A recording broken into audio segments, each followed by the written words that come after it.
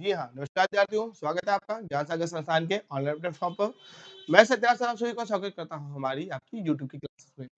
ये student SSC MTS के exams को देखते हुए जो आपके प्रीवियस इसकी क्वेश्चन की क्लासेस चलाई जा रही हैं, इस सीरीज़ में आज हम लोग सेकंड पेपर के साथ में आपके सामने उपस्थित हैं। तो उम्मीद है ये सीरीज़ आपके लिए फ़ायदेमंद होगी, जिसमें से आपको क्वेश्चन के पैटर्न को समझने में सहायता मिलेगी, साथ ही आपको नए-नए क्वेश्चन को भी सीखने का मौका मिलेगा। तो ज़्यादा से ज़्यादा लाइक ज़रूर करिएगा, शेयर ज़रूर करिएगा। अगर आप नए हैं तो आपके सब्सक्राइब ज़रूर करिएगा। चालू करते हैं क्लास को बिना किसी देरी के।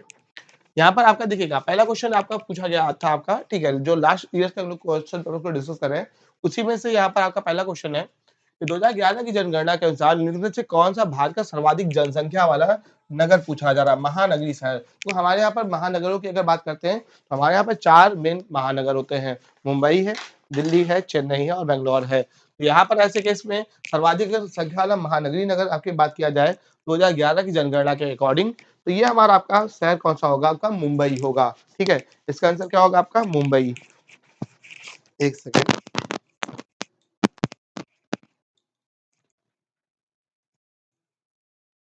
थोड़ी-सी वॉइस आपको हो सकती है।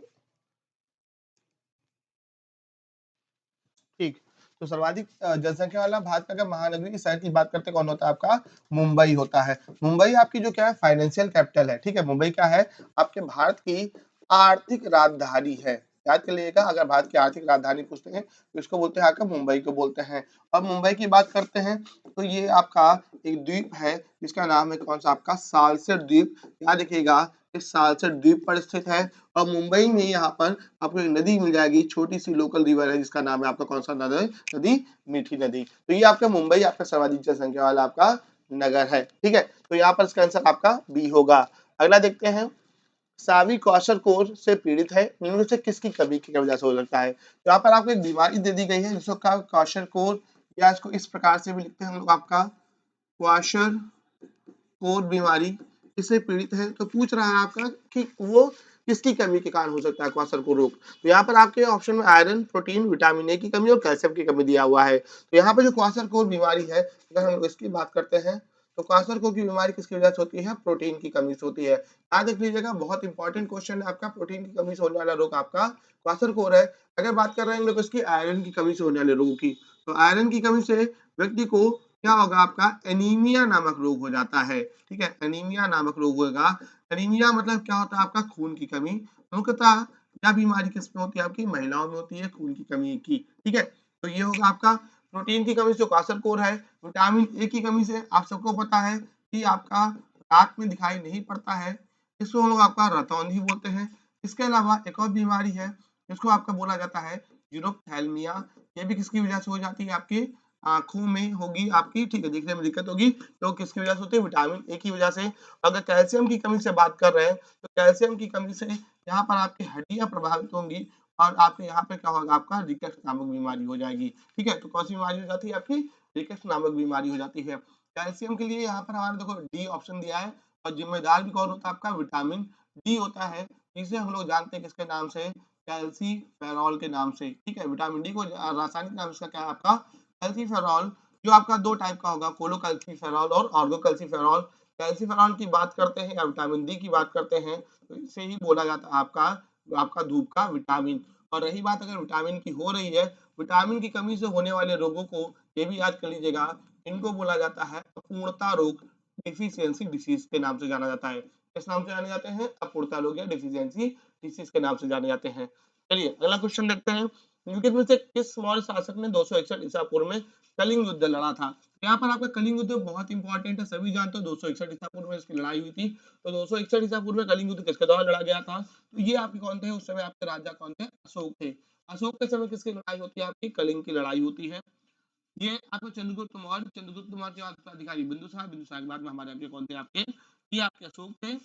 अशोक के समय आपकी क्या हुआ था? आपका ये लड़ाई होती है। वृहदत्त की बात होती है, तो वृहदत्त क्या होते हैं? आपके अंतिम शासक होते हैं मौर्य वंश के। ये एग्जाम में पूछा गया था एसएससी में से, ठीक है? तो अंतिम मौर्य वंश के शासक कौन थे? वृहदत्त थे। और प्रथम शासक की बात करते हैं तो आपके कौन थे? चंद्रगुप्त मौर्य थे। ये प्रथम आपके साम्राज्य के संस्थापक। बाद में जो पहला साम्राज्य बनता है फर्स्ट एम्पायर आपका, उसके संस्थापक कौन होते हैं? चंद्रगुप्त मौर्य होते हैं, ये भी याद रखिएगा। यहाँ पर आकर बात हो रही है किसकी? अशोक की। अशोक को उसके अभिलेखों में क्या बोला गया है? देव नाम प्रियदर्शी बोला गया है। ठीक है, अशोक को उसके अभिलेखों में क्या बोला गया है? देव नाम प्रियदर्शी, याद रखिएगा। ठीक, ये भी क्वेश्चन पूछते हैं कि किसको देव नाम प्रियदर्शी बोला जाता है? अशोक को। लेकिन आपके तो आपके अभिलेख है, एक का नाम है मास्की, दूसरे का नाम आपका कौन सा? आपका गुर्जरा। तो मास्की और गुर्जरा ये दो अभिलेख है। ठीक है, मास्की और गुर्जरा, इन दो अभिलेखों में क्या हुआ है? आपका अशोक का नाम अशोक ही मिला है। बाकी अभिलेखों में उसके नाम अलग मिले हैं। तो यहाँ पर आपका मास्की और गुर्जरा देखिएगा, यहाँ पर अशोक का नाम क्या मिला है? अशोक ही मिला है। बाकी अशोक का नाम क्या मिला? आपका देव नाम प्रियदर्शी मिला है।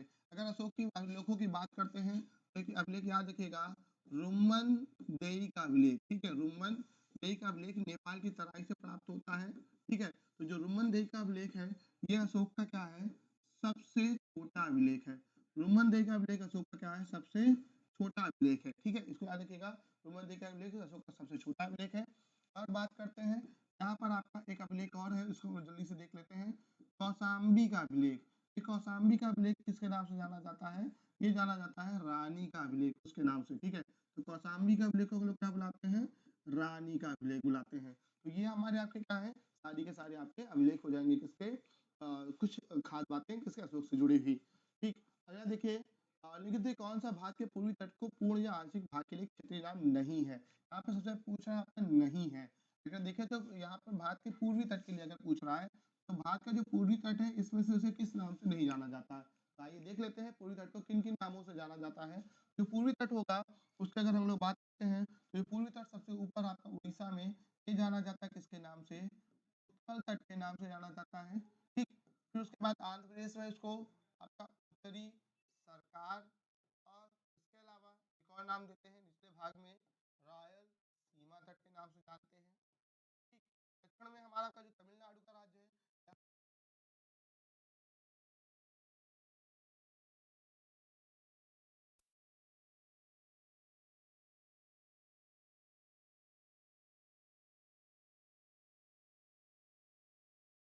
राज्य का तमिलनाडु तट, इसको ऐसे भी बोल सकते हैं।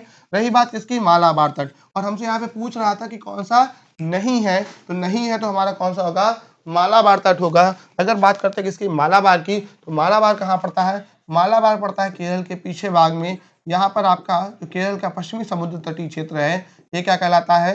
मालाबार तट कहलाता है। उसके ऊपर हमारा आपका जो ये महाराष्ट्र गुजरात का क्षेत्र है, इसको हम आपका गोवा का क्षेत्र, इसको हम आपका कोंकण के रूप में, कर्नाटक क्षेत्र में आपका कौन सा? कन्नड़ तट के रूप से जानते हैं। ठीक है, तो कोंकण, कन्नड़ और मालाबार ये हमारे आपके क्या है? पश्चिमी तटीय क्षेत्र है। ठीक, तो ये हमारा आपका इसका आंसर हो गया। अगला देखते हैं, श्रम और रोजगार मंत्रालय ने मार्च 2022 में प्रधानमंत्री श्रम योगी मानधन योजना के अंतर्गत में कौन सी योजना चालू की गई? तो यहाँ पर ये प्रधानमंत्री श्रम योगी मानधन योजना है। इसके अंतर्गत मार्च 2022 में श्रम और रोजगार मंत्रालय ने कौन सी योजना चालू की? देखिएगा, जो प्रधानमंत्री श्रम योगी मानधन योजना है ये 18 से 40 वर्ष तक के लोगों के लिए है। इसमें आपके द्वारा निवेश की गई राशि के आधार पर, आपके द्वारा दी जाने वाली किस्त के आधार पर आपको 60 वर्ष की उम्र के बाद में लगभग 3000 रुपए की क्या है? मंथली पेंशन दिए जाने का क्या है? प्रावधान है। और इसी के लिए सरकार ने कौन सी योजना चालू की थी? तो पेंशन योजना थी आपकी डोनेट ए पेंशन पहल योजना।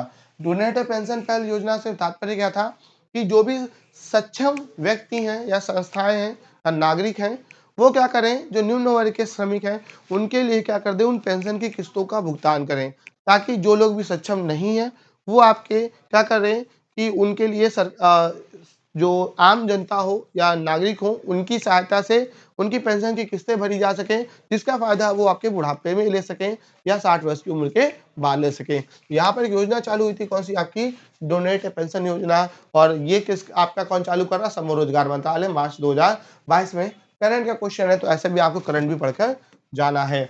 आगे देखिएगा, भारत का अंतर्राष्ट्रीय हवाई वाहक और विदेशी यातायात को संभालता है। इसका कार्य कार्यों और यात्रियों को सेवाएं देना दोनों है। यहाँ पे पूछ रहा है भारत का अंतर्राष्ट्रीय हवाई वाहक, मतलब कौन सी कंपनी है जो आपके भारत की अंतर्राष्ट्रीय हवाई सेवाओं का नियमन करती है? तो पवन हंस, डब्ल्यूएल, ताज एयर और आपका कौन सा? Air India. तो यहाँ पर हमारा आपका कौन सी कंपनी हो गई? एयर इंडिया हो गई। एयर इंडिया भारत का क्या है? अंतर्राष्ट्रीय हवाई आपके प्रायोजक हो गई। अभी क्या हुआ कि लास्ट ईयर आपका 2022 में एयर इंडिया को आपका बेच दिया गया है किसको, आपका टाटा एयरलाइंस को। तो अब से क्या हो गया है, टाटा एयर के स्वामित्व वाली कंपनी बन गई आपकी कौन सी, एयर इंडिया। और ये टाटा एयर जो है, टाटा एयर एक और आपकी वायुयान कंपनी चलाती है आपकी कौन सी, एयर एशिया, इसको भी याद रखिएगा। तो अभी एयर एशिया का भी मर्जर किसमें होने जा रहा है, आपका एयर इंडिया में होने जा रहा है। एयर एशिया, टाटा एयरलाइंस और सिंगापुर सरकार के स्वामित्व वाली कंपनी है, जिसमें 51% भागीदारी टाटा एयरलाइंस की है और 49% जो भागीदारी है, 49% भागीदारी वो सिंगापुर सरकार की है। ठीक है, तो यहाँ पर आपका इसका आंसर क्या हो जाएगा, आपका एयर इंडिया हो जाएगा। अगला देखते हैं, रीता गिद्दा नृत्य करती है, यह नृत्य शैली किस राज्य से है। तो पूछ रहा है आपका गिद्दा नृत्य किस राज्य से है, पंजाब, उत्तराखंड, हरियाणा और राजस्थान। तो आप सभी को पता है यहाँ पर जो गिद्दा नृत्य होगा कहाँ का होगा, आपका पंजाब का होगा। देखिएगा पंजाब में बहुत सारे लोक नृत्य होते हैं, पंजाब में बहुत सारे लोक नृत्य हैं। जल्दी से हम लोग देख लेते हैं पंजाब में कौन कौन से। पंजाब का जो सबसे फेमस लोक नृत्य है आपका, सब जानते हैं इसको, किस नाम से जानते हैं, भांगड़ा नाम से जानते हैं। उसके अलावा पंजाब का एक नृत्य होता है जिसको हम आपके जानते हैं किसके नाम से, झूमर। यहाँ पे झूमर है, अगर घूमर होता तो हम राजस्थान को समझ करते हैं इसको। ठीक है, तो घूमर हो गया, सॉरी झूमर हो गया, भांगड़ा हो गया। उसके अलावा एक नृत्य होता है इसको बोलते हैं आपका लुड्डी के नाम से जानते हैं। उसके अलावा एक नृत्य है आपका कौन सा, ढाकरा। फिर आता है आपका कौन सा, आपका धूमल। फिर आता है आपका कौन सा, सम्मी। ठीक है, फिर है आपका गिद्दा। ठीक, ये जो आप इसका जिक्र हो ही रहा था, गिद्दा। फिर उसके अलावा है आपका जागो। ठीक, फिर है आपका किकली, और एक और देख लेते हैं आपका कौन सा, धनकरा। ठीक है, तो ये आपको इतने आपके लोक नृत्य पढ़ लेने किसके लिए, आपके पंजाब राज्य के लिए। तो आपसे ये लोक नृत्य एसएससी का पूछने का पैटर्न है, एसएससी जीडी एग्जामिनेशन में बहुत ज्यादा पूछे जाते हैं। तो यहाँ भी आपसे पूछा गया है लोक नृत्य के बारे में। तो यहाँ पर आपके पंजाब राज्य के सारे लोक नृत्य, भांगड़ा, झूमर, लुड्डी, डाकरा, डूमल, सम्मी, गिद्दा, जागो, किकली और धनकरा। ठीक है, सारे के सारे लोक नृत्य हो गए। आगे देखिएगा, यूईएफए यूरोपियन फुटबॉल चैंपियनशिप 2020 की विजेता कौन सी टीम थी। तो यहाँ पर आपका स्पेन, इंग्लैंड, जर्मनी और इटली। ठीक है, तो आपके यहाँ पर पूछ रहा है कि आपका ये किसने जीता, यूएफा फुटबॉल कप है, यूरोप की प्रतिष्ठित फुटबॉल कप है। यहाँ पे किसने जीता, तो ये जीता था किसने, जर्मनी ने। और यहाँ पर एक जर्मनी की फुटबॉल टीम है एफसी बायर्न म्यूनिख। ठीक है, बायर्न म्यूनिख की जो आपकी टीम है, इसलिए क्या आती है, आपकी विजेता थी आपके यूएफा 2020 के फुटबॉल चैंपियनशिप की। रही बात, अगर बात करते हैं 2022 के फुटबॉल वर्ल्ड कप की, ये कहाँ पर हुआ था, आपका कतर में हुआ था। ठीक है, कतर में हुआ था। और कतर में आपका जो फुटबॉल वर्ल्ड कप था, इसमें हुआ ये कि इस बार का विजेता कौन रहा, आपका अर्जेंटीना रहा। ठीक है, विजेता कौन था, अर्जेंटीना था। और उप विजेता की अगर बात करते हैं तो उप विजेता आपका कौन था, फ्रांस था। तो ये दोनों देश याद रखिएगा, ये भी आपसे एग्जाम में क्वेश्चन बन सकते हैं क्योंकि करंट में आपसे ऐसे क्वेश्चन पूछे जा रहे हैं। ठीक है, आगे देखिए, भारत की सीमा म्यांमार से लगती है, तो किस डायरेक्शन में पूछ रहा है, दक्षिण, उत्तर, पश्चिम और पूर्व। आइए चलिए जल्दी से देख लेते हैं भारत की सीमा के बारे में। भारत की सीमा किस देश के साथ में, कहाँ पर लगती है, किस डायरेक्शन में, किन किन देशों के साथ में भारत की सीमा बनती है।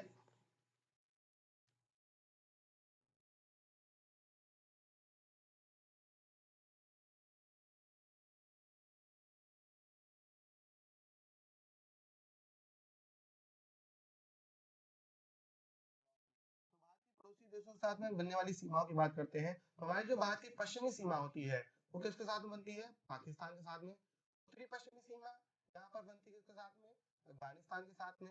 उत्तरी पूर्वी,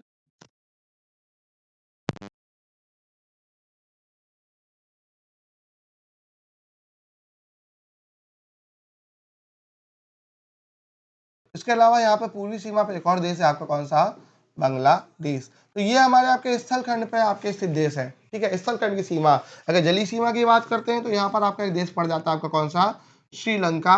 ठीक है, और यहाँ पे भारत के पश्चिम में एक देश पड़ जाता है कौन सा, मालदीव। तो भारत की जलीय सीमा में आपके मालदीव और श्रीलंका देश हो जाते हैं।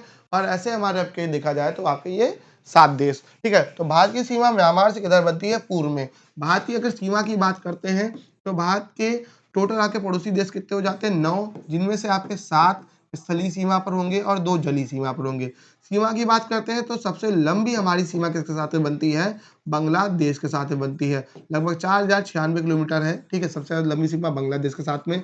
सबसे छोटी सीमा हमारी बनती है किसके साथ में, अफगानिस्तान के साथ में बनती है। अफगानिस्तान के साथ में मात्र हमारी आपकी 106 किलोमीटर की आपकी बाउंड्री बनती है। लेकिन ये 106 किलोमीटर का इलाका भी हमारे एक्सेस में नहीं है, क्योंकि इधर आपका ये यहाँ पर आपका पीओके का रीजन है, जिस पर आके पाकिस्तान का कब्जा है। बांग्लादेश के साथ हमारी सीमा 4096.6 किलोमीटर है, और इधर हमारा आपका कौन सा 106 किलोमीटर। तो वर्तमान स्थिति के आधार पर हमारी सबसे छोटी सीमा बनती किसके साथ में, भूटान के साथ में, लगभग 699 किलोमीटर। ये भूटान हमारा वर्तमान समय में सबसे छोटा पड़ोसी देश है सीमाओं के आधार पे।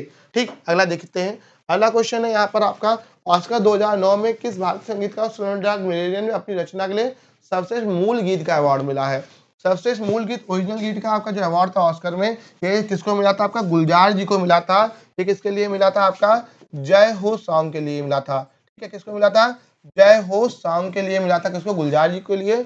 म्यूजिक के लिए आपका किसको आपका अवार्ड मिला था उसी साल का, आपका AR रहमान जी को जय हो सॉन्ग के लिए मिला था।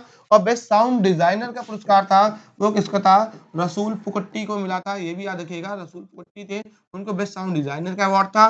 गुलजार जी को सर्वश्रेष्ठ गीतकार का अवार्ड जय हो के लिए था, और संगीतकार का अवार्ड किसको मिला था, AR रहमान को मिला था। ये स्लमडॉग मिलियनेयर थी जिसने आपका क्या किया था, ऑस्कर जीता था। अभी इस बार के ऑस्कर में जो आपका एक सॉन्ग है नाटू नाटू, ठीक है, सुना होगा सभी ने। यहाँ पे जो नाटू नाटू सॉन्ग है ये आपका RR मूवी का है, RRR का। ठीक है, और RRR जो मूवी है आपके एस राजमौली जी इसके डायरेक्टर हैं। इस मूवी को आपका सॉरी इस सॉन्ग को ऑस्कर में क्या है, बेस्ट साउंड कैटेगरी में मूल गीत में आपका इसको भी नॉमिनेशन मिला हुआ है। ठीक है, तो इस बार आपका 2023 में पॉसिबिलिटी है, हो सकता है नाटू नाटू को मिल जाए, क्योंकि इसके के पहले ये आपके नाटू नाटू सॉन्ग ने आपका प्रतिष्ठित गोल्डन ग्लोब अवार्ड जीता हुआ है। ठीक है, बेस्ट आपके ओरिजिनल सॉन्ग कैटेगरी में नाटू नाटू ने गोल्डन ग्लोब अवार्ड भी जीता है, और इस बार आपका क्या हुआ, पॉसिबिलिटी है कि आपकी ये ऑस्कर भी जीत ले। आगे देखते हैं। 1947 का कौन सा अधिनियम ट्रेड यूनियनों के साथ व्यक्तिगत कामगारों के संबंध में भारतीय श्रम कानून को विनियमित करता है। देखो रॉलेट अधिनियम आजादी के पहले का, देखो 1947 पूछ रहा है, तो रॉलेट अधिनियम जो आपका इसको काला कानून बोलते हैं, 1919 में आता है। औद्योगिक विवाद अधिनियम, ठीक है, ट्रेड डिस्प्यूट एक्ट होता है, इसी के विरोध में हमारे के भगत सिंह जी असेंबली में बम फेंकते हैं, 1929-30 के एडिशन का होता है। भारतीय परिषद अधिनियम GI एक्ट होता है 1935 का। ये सारे के सारे अधिनियम जो है आपके आजादी के पहले के हैं। ठीक है, यहाँ पर आपका चार्टर अधिनियम जो होगा, चार्टर अधिनियम नहीं, यहाँ पे ऑप्शन में कुछ और होगा, आई थिंक टाइपिंग मिस्टेक है। ठीक है, तो चार्टर अधिनियम नहीं होगा, मैं एक सेकंड चेक कर लेता हूँ इसको, कुछ टाइपिंग एरर है।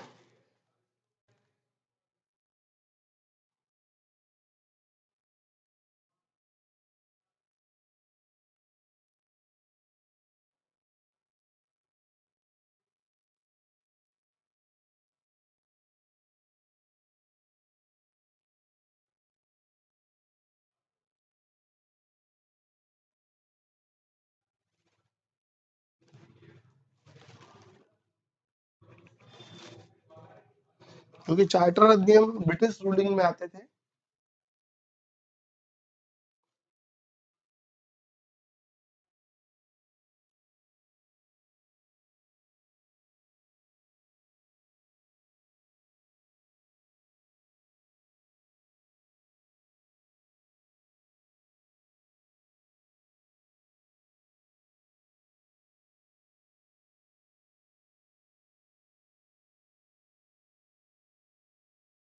हाँ, ये चार्टर अधिनियम ये सही है। यहाँ पे ये आपका औद्योगिक विवाद अधिनियम, ठीक है, ये आपके आजादी के बाद वाला, सॉरी ये आपका 1930 में मैं बोलता ये आपका असेंबली में बम फेंका था औद्योगिक विवाद अधिनियम के विरोध में। आपका यहाँ पर देखो एक केस होता है, मैं बता देता हूँ, ट्रेड डिस्प्यूट आपका एक्ट होता है, व्यापार विवाद अधिनियम। ठीक है, और वो व्यापार विवाद अधिनियम था, मिस्टेक है कि औद्योगिक विवाद अधिनियम दोनों अलग है। तो ट्रेड डिस्प्यूट अधिनियम था, उसी के विरोध में 1930 में आपने जो आपका असेंबली में बम कांड होता है, भगत सिंह जी द्वारा होता है। यहाँ पर ये नहीं होगा, यहाँ पे चार्टर एक्ट नहीं होगा, तो इसका आंसर यहाँ पर हमारे लिए कौन सा हो जाएगा, आपका 1940।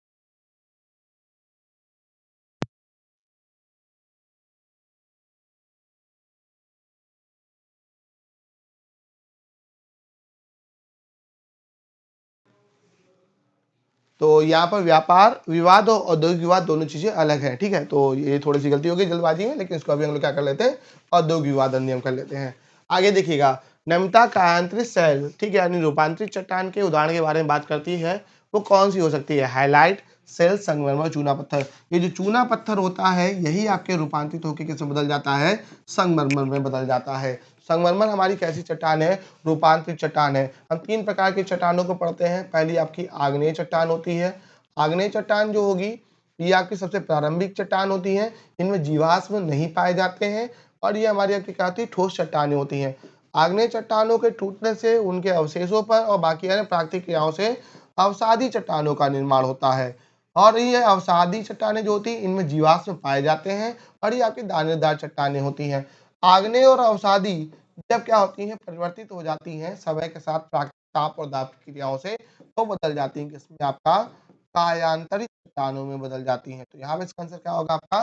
कायांतरित चट्टान का आपका आंसर संगमरमर। ठीक है, तो चूना पत्थर यहाँ पे किसमें बदल जाएगा? आपका संगमरमर में बदल जाएगा। ऐसे देखिएगा तुगलक वंश का शासक नहीं था, यहाँ पर आपसे पूछ रहे हैं। यहाँ पर आपसे तुगलक वंश के शासकों की बात करते हैं तो फिरोज शाह तुगलक, मोहम्मद बिन तुगलक, गयासुद्दीन तुगलक, ये तीनों शासक थे। और नहीं था तो इसका आंसर क्या हो जाएगा? रुकनुद्दीन तुगलक की बात होती। ठीक है, यहाँ पर आपके बात करते हैं किसके? तुगलक वंश की। तुगलक वंश की बात करते हैं तो ये 1320, ठीक है, 1320 से लेकर 1414 तक, 1320 से 1414 तक 94 साल का शासन किसका था? तुगलक वंश का था। ठीक है, कितने साल का शासन था? 94 वर्ष का शासक था। और सर्वाधिक दिल्ली की गद्दी पर राज्य करने वाला अगर कोई वंश था तो वो कौन सा था? आपका तुगलक वंश था। सबसे कम खिलजी वंश ने किया 30 वर्ष और सबसे लंबा किसने किया है? तुगलक वंश ने किया है 94 वर्ष। यहाँ पे गयासुद्दीन तुगलक जो थे ये आपके तुगलक वंश के क्या माने जाते हैं? संस्थापक माने जाते हैं। यहाँ पर मोहम्मद बिन तुगलक तुगलक वंश में या दिल्ली की गद्दी पर बैठने वाले शासकों में सबसे ज्यादा आपका समझदार, पढ़ा लिखा या जो भी टाइप से बोल लीजिएगा वो योग्य व्यक्ति था। इसने अपने जीवन काल में 5 काम किए जो हमेशा विवादों में ही रहे, जिनमें से पहला आपका कौन सा था? राजधानी में परिवर्तन। इसने अपनी राजधानी को आपका दिल्ली से दक्षिण में ले गया था, देवगिरी इसका नाम बदल के दौलताबाद कर दिया था। राजधानी परिवर्तन करना, उसके अलावा चार्चिल अभियान करना, ठीक है, उसके अलावा दोआब में कर वृद्धि करना, ठीक है, दोआब में कर वृद्धि करना और उसके अलावा सांकेतिक मुद्रा चलाना। ठीक है, तो ये इसके काम रहते हैं जिनके लिए आपका सांकेतिक मुद्रा चलाना ये सब इसके लिए विवादों में रहता है। रही बात आती है फिरोज शाह तुगलक को, ये दिल्ली का आपका इसको बोला जाता है सल्तनत काल का अकबर। इसको सल्तनत काल का अकबर बोलते हैं क्योंकि इसने बहुत सारे आपके सुधार किए। ठीक है, प्रशासन व्यवस्था में बहुत सारे सुधार किए इसने किए आपके फिरोज शाह तुगलक ने। इसने अपने भाई मोहम्मद बिन तुगलक, चचेरे भाई मोहम्मद तुगलक या इनका नाम जौना खा था, इनकी याद में ही एक शहर बसाया। शहर का नाम क्या था? आपका जौनपुर था। फिरोज शाह तुगलक की बात करते हैं, इसने पृथक विभाग दासों के लिए दीवान बंदगान की स्थापना की। ठीक है, इसके अलावा इसने पृथक विभाग जो दान वगैरह के लिए दीवान खैरात की स्थापना की। तो ऐसे करते हुए बहुत सारे सुधार किए। इस वजह से इसे आपका क्या बोलते हैं? सल्तनत काल का अकबर किसको बोलते हैं? फिरोज शाह तुगलक को। दिल्ली सल्तनत को फिरोज शाह तुगलक और मोहम्मद बिन तुगलक को बहुत अच्छे से पढ़ना होता है, इनसे क्वेश्चंस कई सारे आते हैं। आगे देखते हैं कौन सा त्योहार राजस्थान में मनाया जाता है। राजस्थान में मनाया जाने त्योहार की बात करते हैं तो बूंदी, गुड़ी पड़वा, माथो नारंग और बुनालू। तो यहाँ पे बूंदी उत्सव राजस्थान में एक जिला पड़ता है आपका बूंदी जिला। इस बूंदी जिला में आपका कौन सा होता है? आपका ये बूंदी उत्सव मनाया जाता है। ठीक है, राजस्थान के बूंदी जिला में बूंदी उत्सव हो जाएगा। ठीक, तो उसके अलावा गुड़ी पड़वा की बात करते हैं तो गुड़ी पड़वा ये कहाँ मनाया जाता है? महाराष्ट्र में मनाया जाता है और ये महाराष्ट्र के लोगों का, मराठी मूल के लोगों का नव वर्ष होता है। गुड़ी पड़वा क्या है? महाराष्ट्र के लोगों का आपका नव वर्ष है। ठीक है, अब ये जो गुड़ी पड़वा होता है उसके अलावा अगर बात करते हैं माथो नारंग की तो माथो नारंग कहाँ मनाया जाता है? लद्दाख में। ठीक है, कहाँ मनाया जाता है? लद्दाख में। और ये क्या एक आपका बौद्ध त्योहार है। माथो नारंग कैसा है? बौद्ध त्योहार है। बुनालू की बात करते हैं तो बुनालू मनाया जाता है कहाँ पर? आपका तेलंगाना में। बुनालू कहाँ मनाया है? तेलंगाना में। और संबंधित होता है महाकाली की पूजा से। ठीक है, तो महाकाली की पूजा से संबंधित आपका कौन सा त्योहार है? बुनालू त्योहार है। तो यहाँ पर ये हमारा आपका बूंदी उत्सव, गुड़ी पड़वा, माथो नारंग और बुनालू त्योहार सबको सब इंपॉर्टेंट याद करिएगा। आगे बढ़ते हैं तो यहाँ पर आपका बौद्ध वास्तुकला में स्तूप को श्रद्धांजलि अर्पित करने के लिए भक्तों के पैदल मार्ग को क्या कहा जाता था? तो जो भक्तों का पैदल मार्ग होता था उसको हम लोग आपका अंड तोरण मेथी छतरी ऐसे बोलते थे। तो इसको आपका बोलते थे आपका मेधी। ये मेथी लिखा है, सॉरी, ये आपका क्या होगा? मेधी होगा। तो ये जो आपका बौद्ध स्तूप होते हैं, ठीक है, इन स्तूपों के चारों ओर का जो हमारा का ऐसे परिक्रमण पथ होता है इसको हम लोग किसके नाम से, आपका एक तो परिक्रमण पथ होता है, ठीक, और इसके लिए यहाँ पर आपके जाने वाला रास्ता, इसके आगे यहाँ पे तोरण होता था, ठीक है, इसके ऊपर हमारा आपका छत्र होता था, ये एंड है, ऐसे करते हुए इसका पूरा एक स्ट्रक्चर रहता है। यहाँ पर आपका जो पैदल मार्ग होता है, इसके आपका श्रद्धांजलि अर्पित करने के लिए भक्तों का पैदल मार्ग, वो क्या कहलाता है, आपका मेधी कहलाता है। अगला जीवित जीवों के क्षेत्र और पर्यावरण के साथ उनके पारस्परिक व्यवहार को इंगित करता है। मतलब जीवों के क्षेत्र और पर्यावरण के साथ उनके पारस्परिक व्यवहार, जैसे हम मनुष्य हैं, हमारी निर्भरता किस पर है, आपकी पर्यावरण पे। पर्यावरण प्रभावित होगा हमारे कामों से, हम पर्यावरण से फायदा ले रहे हैं, पर्यावरण हमसे फायदा ले रहा है, हमसे नुकसान उठा रहा है, हम भी नुकसान उठा रहे हैं, दोनों एक दूसरे पर निर्भर है। तो ये क्या कहलाता है, तो जहाँ पर जीवित जीव भी हो, पर्यावरण के साथ उनके संबंध भी हो, वो क्या कहलाता है, आपका जीव मंडल कहलाता है और बायोस्फीयर कहलाता है। स्थल मंडल लिथोस्फीयर में केवल आपके स्थल के बारे में पढ़ते हैं, वायुमंडल में वायुमंडल एटमॉस्फेयर है, जल मंडल और जीव मंडल, ठीक है। तो जीवित जीवों का क्षेत्र क्या कहलाता है, आपका जीव मंडल है, जैव मंडल बायोस्फीयर कहलाता है, ठीक। आगे देखिएगा, कौन सा मानक साधन इसके द्वारा भारत में चुनाव कराए जाते हैं, ठीक है। तो ब्लॉकचेन, मतपत्र, ballot paper, electronic voting machine और आपका ईमेल। सबको पता है किसके द्वारा, आपके ईवीएम के द्वारा आपके यहाँ पे वोटिंग होती है। किसके द्वारा होती है, ईवीएम के द्वारा वोटिंग होती है। बात किसकी हम लोग कर रहे हैं, ईवीएम की। तो ईवीएम से जुड़ी बहुत खास बातें जान लो। इलेक्ट्रॉनिक वोटिंग मशीन जो ईवीएम है, 1982 में सबसे पहले इसका केरल में क्या किया गया था, प्रयोग किया गया था। इसका जो प्रयोग था या परीक्षण था, वो कहाँ पर सबसे पहले हुआ था, आपका केरल में हुआ था, 1982 में हुआ था। जिसके बाद में 99 के जो गोवा के चुनाव हुए थे, ठीक है, कहाँ के, गोवा के चुनाव, उन चुनावों में इसका क्या किया गया था, पूर्ण प्रयोग किया गया था, ठीक है। आपके गोवा के चुनाव में इसका पूर्ण प्रयोग किया गया था। तो राज्यों में बात करें पूर्ण प्रयोग गोवा चुनावों में, ट्रायल 1982 में कहां पर आपका हुआ था, केरल में हुआ था। और जो 2004 में 14वीं लोकसभा थी, ठीक है, 2004 में 14वीं लोकसभा के इलेक्शन थे। इस 14वीं लोकसभा के इलेक्शन में पहली बार पूरे देश में, आपका संपूर्ण देश में इस आपके ईवीएम के द्वारा वोटिंग कराई गई थी। यहाँ पर हमारे आपका क्या हुआ, ईवीएम से जुड़ी बातें हैं। 1982 में सबसे पहले प्रयोग किसका कहा हुआ, केरल में हुआ। उसके बाद में 1999 में गोवा में, 2004 में कहां पर आपका लोकसभा के चुनावों में पूरे देश में। याद रखिएगा ईवीएम के बारे में। आगे देखते हैं, आयनिक यौगिक NaCl का रासायनिक नाम। NaCl मतलब सीधी सी बात है, खाने वाला नमक, जिसको हम लोग किसके नाम से जानते हैं, सोडियम क्लोराइड के नाम से। यहाँ पर सोडियम क्लोराइड होगा आपका आंसर, ठीक है। तो यहाँ पर आपका सोडियम क्लोराइड की अगर बात करते हैं, तो ये हमारा आपका क्या होता है, खाने वाला नमक होता है। आगे देखिएगा, भारत की नई कर व्यवस्था के अनुसार वित्तीय वर्ष 2022-23 के लिए आयकर छूट की सीमा है। तो यहाँ पर आपके क्या हुआ कि आयकर छूट की सीमा पूछी जा रही है। तो यहाँ पर आपके जो 2.5 लाख तक के हमारा आपका जो इनकम होगी, उसको हमारा आपका आयकर छूट की सीमा रखा गया। अभी हमारा क्या किया गया, 2023 में हमारा आपका क्या हुआ, आपका बजट आना है। 2023 में हमारा आपका 1 फरवरी को बजट आएगा, ठीक है, 1 फरवरी को आपका नया बजट आना है। तो इस बजट में आपके आयकर छूट की सीमा कितनी होने वाली है, ये आपके लिए जानने का प्रश्न रहेगा। इससे क्वेश्चन आएगा पक्का, क्योंकि देख लो आप, इससे भी आया हुआ है। अरे देखते हैं, भारतीय संविधान का कौन सा अनुच्छेद कानूनों के समान संरक्षण और कानून के समक्ष समानता प्रदान करता है। तो देखिएगा, कानूनों के समान संरक्षण की बात करते हैं, कानून के समक्ष समानता की बात करते हैं। तो देखो यहाँ पर कानून, ये हमारा किसमें होता है, आर्टिकल 14 में होता है। याद कर लीजिएगा, किसमें, आपका आर्टिकल 14 में। कानून के समान संरक्षण और कानून के समक्ष समता समझिएगा।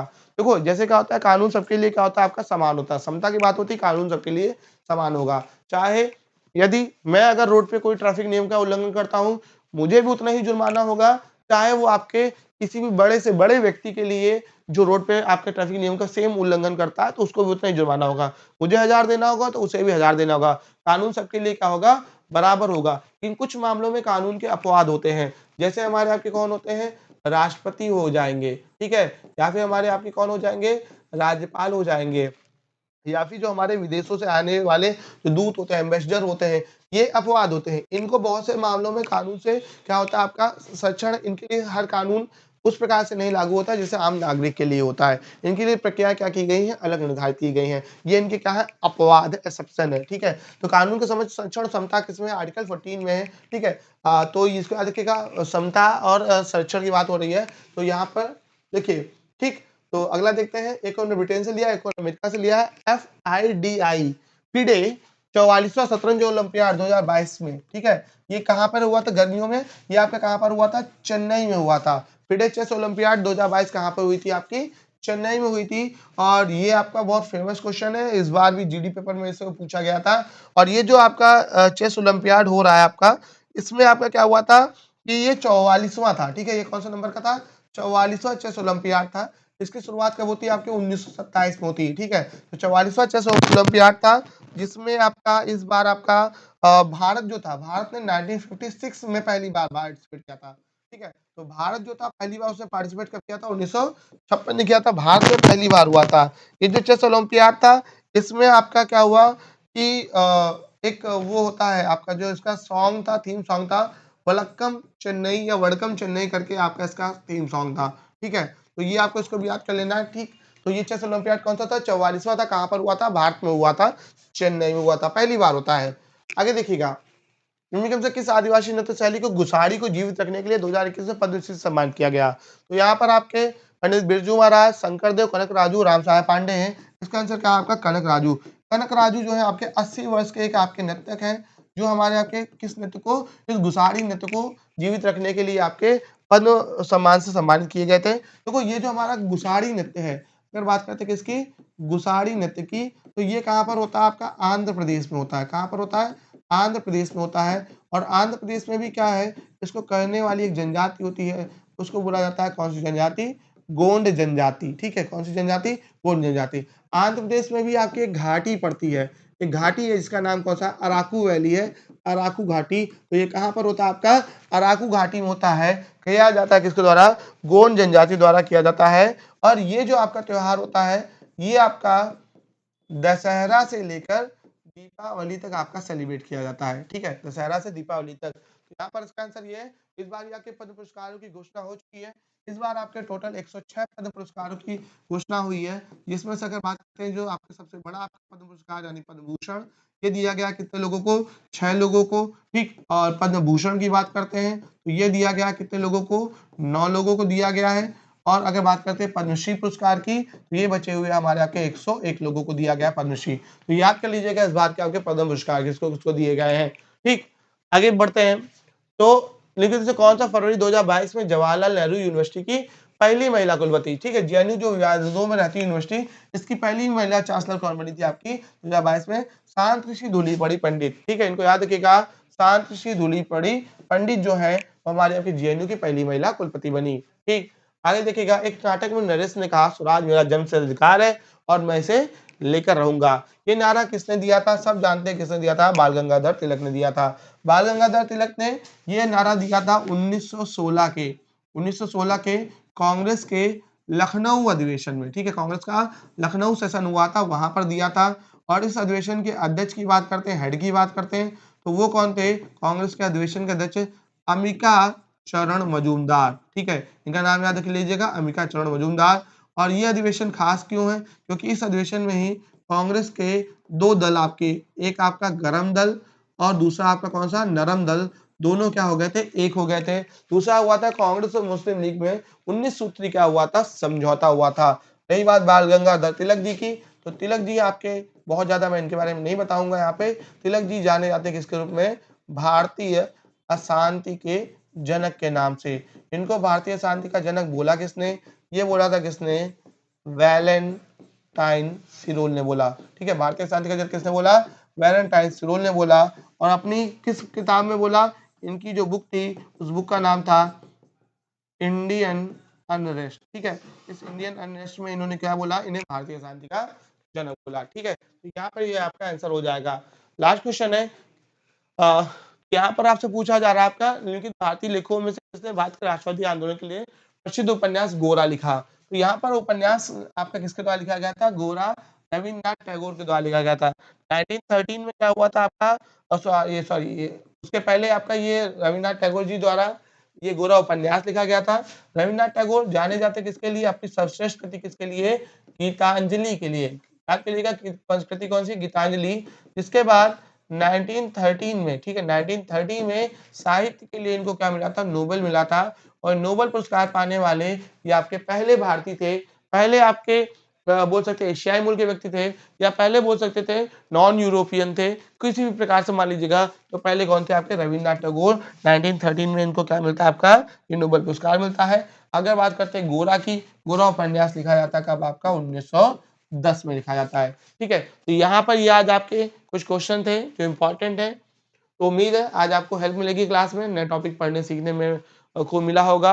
तो नोट्स ज़रूर बनाइएगा, पढ़िएगा ज़रूर, क्लास कैसी लगी कमेंट करके ज़रूर बताइएगा। कुछ चीज़ें अगर आप अपनी तरफ से सुझाव देना चाहते हो, तो सभी सुझाव आमंत्रित हैं। फिर हम लोग मिलते हैं अगली क्लास में, तब तक के लिए इतना ही रखेंगे। और लाइक ज़रूर करिएगा, शेयर ज़रूर करिएगा। तब तक के लिए धन्यवाद।